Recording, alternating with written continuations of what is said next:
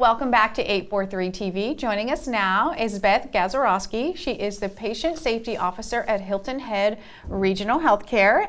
And thank you for joining us today. Oh, you're welcome. That's quite a big title. And I understand you've been in that position for nearly a decade, so congratulations. Oh, thank you. That's wonderful. Share with us a little bit about what your role is and what you do. Sure.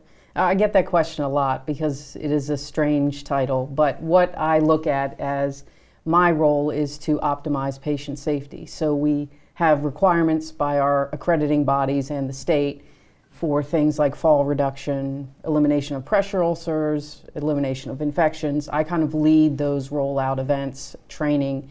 I'm also a liaison between the staff, the physicians, the patients and their families, so if they have concerns, I can intercede and act on their behalf. As part of my role, I'm also in charge of, with a team, not just me, emergency management. Which is a topic that we've been talking about with Tom Correct. earlier. So let's go with that. Tell us about some of the preparations that you do in the event of an emergency coming ahead. Sure. So we drill all the time, and we drill quite frequently with the town of Hilton Head, and Tom and I work together very closely. We just did a drill recently statewide on hurricanes and evacuation. So that is obviously a focus, and we have evacuated. We've had 2 complete hospital evacuations in the past 2 years. Yes, absolutely.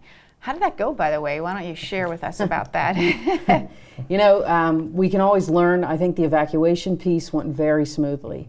We were able to get all of our patients out within 48 hours of getting the call. We moved them all over the state via ambulance and air, fixed-wing aircraft. Obviously, we are focusing on getting people out that can be discharged to go with their families to wherever they're evacuating as well. But we learn something every time. I think they went as smoothly as possibly could. Absolutely.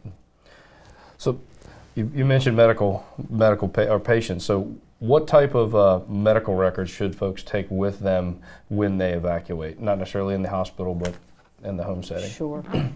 And this applies for even everyday life, but particularly when you have to leave. You always want a list of your medications, a current list of medications and dosages. If you go to one pharmacy, you can have them print it for you and keep it on hand. Your list of allergies, always important, because if you end up at a facility that's not familiar with you, you can have that because you don't want to have a reaction. I'm also a big proponent of advanced directives. You want to have a healthcare power of attorney and a living will, and those need to go with you. What we find is people have them drafted, but they're in their attorney's office or in a safe deposit box. You don't want them there, so make sure you have copies with you. You can also join the patient portal, which is when you go to a hospital or a doctor's office, they ask you if you want to join the portal, which means as long as you have an email address, you can get online from anywhere and access records, your labs, radiology reports, and some of the records that you can have, so you can take that with you anywhere you go and have access to a computer. That's very good advice. Things that I didn't even think of, like you mentioned, power of attorney records and things like that. And again, it's just good to be prepared at all times for these things, to come up with your medications and so forth. So where should we store these things? We got all these documents. What are some practical advice? You know, when people are evacuating, you won't have to go to the bank and get into your safe deposit box. If you have a healthcare power of attorney, which I think you always should, because if you don't, you're leaving decisions to the people that work at the hospital. In order to have what your wish is honored, you give the healthcare power of attorney copies of everything that I just mentioned. So your medication list, your allergy list.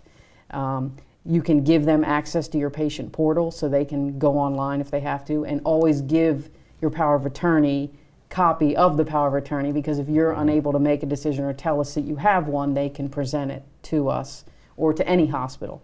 So if you evacuate to Greenville, for instance, and end up in the hospital, you can give them the documents and they will honor it, and they'll have the information they need. If you have a box, for instance, I have this plastic waterproof box that has all my insurance policies, the deed to my house, the car title. I have all copies of advanced directive medication list in that box. So if you have to go quickly, you can grab the box and go. Right, absolutely. What about special equipment? You know, a lot of folks have special medical needs, special medical equipment. What do you tell folks when they evacuate about taking that equipment with them? You need to take what you can, and that would be my top priority, is taking your medical equipment, taking medications. You know, we talked about being prepared to be gone for 10 days. Make sure you have enough medications for that 10 days so that you know, if you are gone for that long, you have what you need. Your walkers, anything, your CPAP machine, a lot of people are on CPAP, whatever it is, make sure that is the first thing you pack to go. Give us some advice on maybe the elderly care, folks that are in the nursing homes or people that have parents that maybe are in their homes that need some care. Is there any advice that you can give those caregivers to get prepared? Would it be more of the same? Right.